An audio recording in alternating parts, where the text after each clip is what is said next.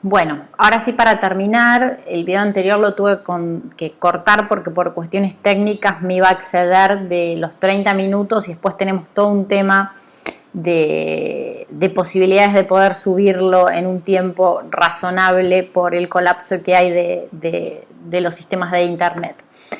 Bueno, ahora sí, esta va a ser la parte final de la clase, donde vamos a hablar brevemente, como para que ustedes tengan una noción de qué es el proceso colectivo y no lo confundan con lo que vimos de un litisconsorcio, y después abordar el tema de los terceros, que vimos que eran los últimos de esa clasificación de intervinientes procesales.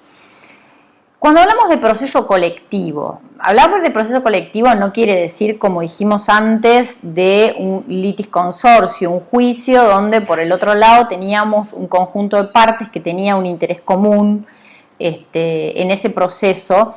Ahí lo que lo caracteriza ese proceso es cada uno de esos litisconsortes tiene un derecho subjetivo, un derecho individual en esa relación jurídica sustancial que dio lugar a ese proceso.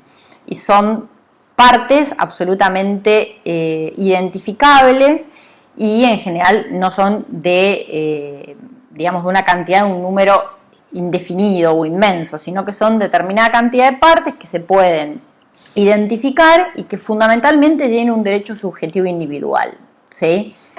En lo que caracteriza a un proceso colectivo es que hay un hecho generador común, ¿sí? Hay un único hecho generador común que va a ocasionar o que puede ocasionar o afectar, ocasionar daños a un número indefinido e indeterminable de sujetos, de personas.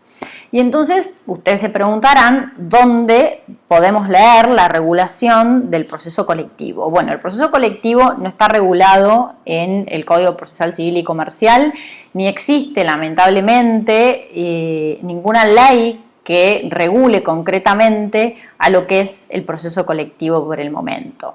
Si hablamos del proceso colectivo, tenemos que pensar primero, si queremos alguna norma, en la Constitución, en el reconocimiento que se hace en el artículo 41 y 42 de estos derechos de nueva generación, como ser el derecho a un medio ambiente sano, el derecho de los usuarios y de los consumidores, y la regulación que se hace en el artículo 43 en lo que respecta y que menciona exactamente a lo que serían los derechos de incidencia colectiva. Si bien el artículo 43 de la Constitución se está vinculando, se está hablando en general de la acción de amparo y no de un proceso colectivo propiamente dicho, está claro que es a partir de aquí donde se abren las puertas al proceso colectivo, ¿no?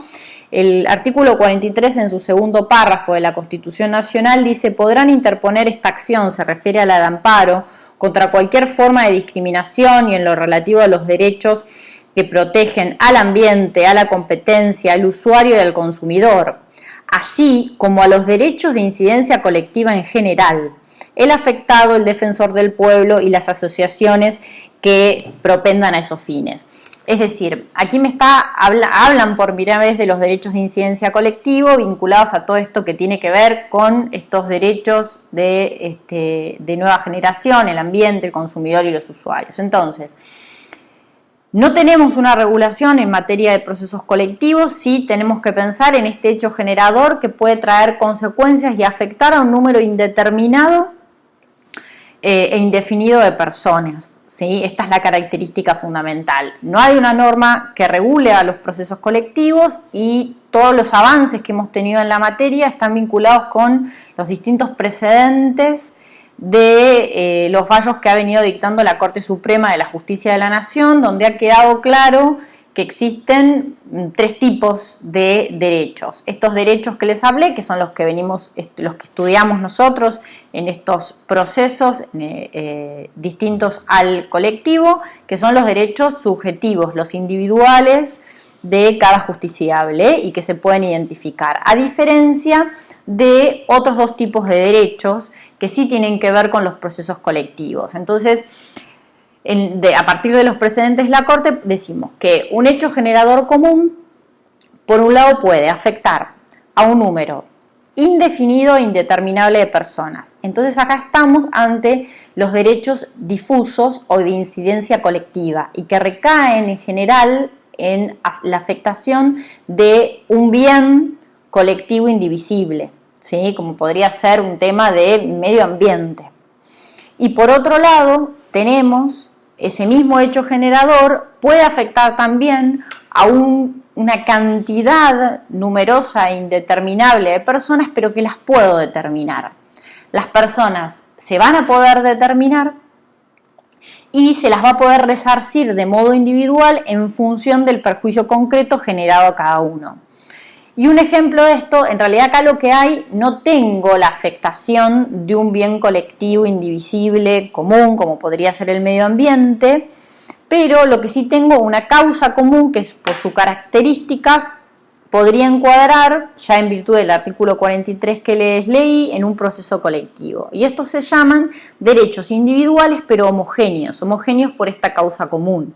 Y un ejemplo de esto podría ser, a título ejemplificativo, un proceso colectivo vinculado a proteger los derechos individuales homogéneos de todos aquellos usuarios que se pueden haber visto afectados por un aumento arbitrario de una tarifa de un servicio público domiciliario, ¿sí? Entonces, a partir de ahí, el artículo 43 me habilitaría constitucionalmente a un proceso colectivo donde todos estos usuarios tienen este hecho generador común que después, si bien son individuales, son homogéneos. Entonces, esto es como una presentación de lo que es el proceso colectivo para que ustedes lo vean claramente y lo puedan diferenciar del proceso judicial no colectivo e incluso de lo que sería un litis consortio, donde claramente ahí estamos exclusivamente en derechos subjetivos, ¿sí?,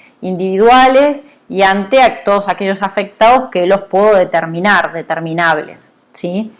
Esto un poco como presentación de lo que es el proceso colectivo.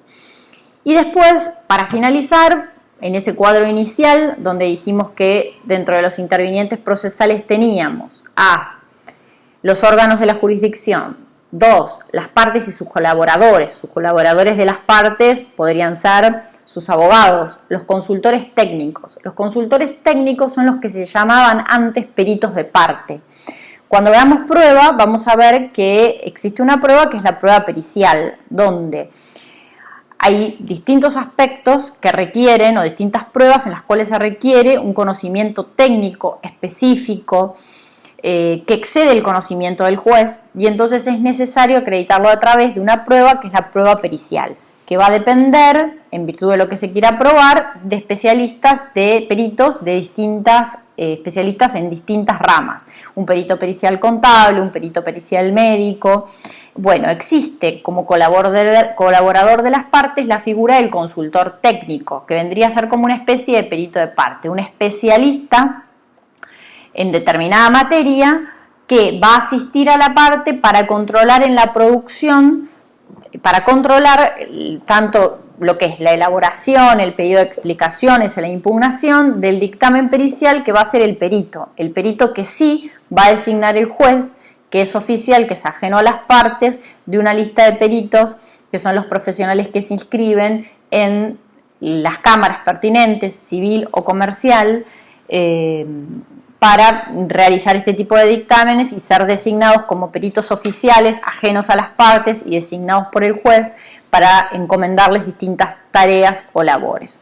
Entonces, bueno, un colaborador, además obviamente los abogados, podrían ser colaborador de las partes los consultores técnicos. Y después tenemos los terceros. Entonces hay terceros que claramente se van a ver vinculados al proceso, pero que no tienen ningún interés, como ser, por ejemplo, los peritos, los testigos, ¿sí? No colaboran con la parte, son terceros, pero en realidad no son terceros propiamente dichos. Los terceros propiamente dichos son aquellos que intervienen en el proceso, pero están vinculados a él por un interés propio, ¿sí? A diferencia de los que no están vinculados, como les mencioné, por ejemplo, un perito. Acá hay un interés propio de ese tercero. Y ese tercero puede intervenir al proceso de diferentes modos. Puede tener una intervención obligada, regulada en el artículo 94 y siguientes del Código Procesal, o una intervención voluntaria, regulada en el artículo 90 y 91 del Código Procesal. Y esa voluntaria tiene a su vez dos tipos de formas, que puede ser una intervención adhesiva o una intervención como un litis consorte, que ahora lo vamos a ver. ¿Por qué digo que es voluntaria y por qué digo que es obligada? Porque el tercero que interviene de modo obligado es porque las partes lo citan a que tome intervención en el proceso. Y es voluntaria cuando los terceros, de forma espontánea, pueden presentarse en ese proceso sin necesidad de que las partes lo convoquen. Entonces, empecemos por la intervención obligada de un tercero. ¿Cuándo las partes pueden citar a un tercero? Las partes pueden citar a un tercero, volvemos a esa etapa introductoria del proceso, ¿sí? En la etapa introductoria del proceso, en los escritos iniciales, las partes pueden citar a un tercero, ¿sí? ¿Y cuándo esa citación de tercero es obligada y cómo la fundamentan? Lo pueden citar con dos elementos. Con el primer elemento, demostrando que la controversia de ese proceso le es común a ese tercero, y por el otro lado, que la sentencia que se dicte en ese proceso los puede alcanzar. Esos serían los argumentos para la citación de terceros. Obviamente, del pedido de una citación de terceros se le dará traslado a la otra parte y el juez resolverá. ¿Cuáles serían ejemplos de estas citaciones de terceros obligadas? Supongamos un proceso en el cual el acreedor promueve una demanda por el cobro de una deuda solamente contra el fiador y no contra el deudor principal. El fiador podría, al contestar, citar como tercero al deudor. Claramente la controversia es común y la sentencia lo podría haber alcanzado porque el fiador puede luego hacer un juicio de repetición respecto de la deuda que le abone al acreedor en ese proceso, ¿sí? Otro ejemplo podría ser cuando en un proceso el actor entabla una demanda contra un demandado y ese demandado tiene un seguro que podría llegar a cubrir las sumas o los daños que son objeto de esa litis, puede citar como tercero, en función de lo que establece la ley de seguros, a su aseguradora. Entonces ahí estamos ante una intervención obligada del tercero, artículo 94. Y en el artículo 96 se aclara que la sentencia a dictarse puede ser ejecutada en estos casos al tercero también como una parte más, ¿sí? Esa fue una introducción que se hizo en la última reforma del Código Procesal y solo tiene un límite, que puede no alcanzarlo en tanto y el cuanto el tercero, cuando se presente, invoque cuáles son aquellos derechos o defensas que no puede invocar y acreditar en ese proceso porque exceden el marco de debate de ese proceso y que harían a su derecho de defensa. Pero caso contrario, siempre se puede ejecutar la sentencia contra ese tercero. Esta es la parte de intervención obligada de terceros. Pero después tenemos la intervención voluntaria de terceros, que está regulada en el artículo 90 del Código Procesal. Y tiene dos supuestos, como les dije. Tenemos el supuesto de la intervención adhesiva y la intervención litisconsorcial.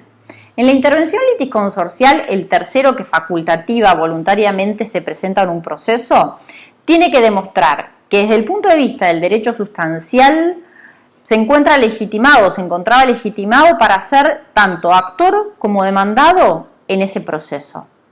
Esta es la clave y en realidad es como un litisconsorte facultativo más, como vimos antes. Les voy a dar un ejemplo.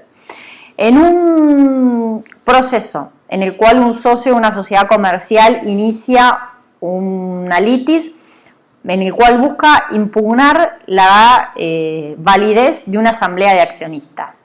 Cualquier otro socio podría presentarse voluntariamente como un tercero litisconsorcial. ¿Por qué? Porque puede perfectamente demostrar que tiene el mismo derecho sustancial que el otro socio y que podría haber sido actor de ese proceso del mismo modo que el otro socio. Otro ejemplo, estamos en lo que es un consorcio de copropietarios. Si un copropietario promueve un juicio contra el consorcio por invocando la reparación de alguna cuestión, de alguna parte común o lo que fuere, más allá de lo que se discuta, otro copropietario podría también presentarse como tercero litisconsorcial en ese proceso contra el consorcio. ¿Ven? ¿Ven cómo en realidad está legitimado desde el punto de vista del derecho sustancial para poder haber sido parte actora o demandada en ese mismo proceso? ¿Sí? Y actúa como un litisconsorte más y puede ejercer las mismas facultades que aquel que desde el punto inicial había sido parte. Esto no es lo mismo que cuando estamos con una intervención de terceros voluntaria, pero de índole, lo que lo podríamos llamar adhesiva. ¿Por qué? Porque acá en realidad el tercero no tiene un rol autónomo, nunca puede ser alcanzado por la sentencia. Lo que tiene que hacer es acreditar sumariamente en su intervención que él tiene un interés propio que resulta conexo a las pretensiones que se están discutiendo en ese proceso. Les voy a dar un ejemplo también de este supuesto, pero está claro que acá la sentencia no lo alcanza, que su rol está absolutamente limitado, ¿sí? Es adhesivo a una parte de las que apoya. Es un supuesto en el cual un acreedor se podría presentar en los procesos que tiene su deudor, ¿sí? Porque tiene un interés luego en cobrar su crédito. Entonces, vemos claramente como acá el tercero no tiene un rol autónomo, no podría haberse alcanzado por la sentencia, se encuentra limitado por la actividad que ejerza la parte a la que adhiere y tiene un interés propio que es conexo, no directo, con las pretensiones que se discuten y que son objeto de ese proceso. Esto un poco lo que sería intervenciones del proceso. De terceros, perdón, en el proceso. Me excedí un poco del tiempo de 1 hora y media de las clases habituales, pero bueno, la cantidad de temas de la unidad lo requería, sumado a que, bueno, ya que son clases virtuales, por lo menos tratar de darle con mayor profundidad a los temas, y les vuelvo a repetir que, bueno, que todos los docentes de la cátedra estamos a su disposición para todas las dudas, las inquietudes, y bueno, espero que próximamente, lo antes posible, el 13 retomemos las clases personales, que lo podamos hacer y continuar con la cursada del cuatrimestre. Y bueno, les pido a todos, por supuesto, que se cuiden mucho y que cumplan con las disposiciones del gobierno en cuanto a lo que es el cuidado de la salud pública de todos. Muchas gracias.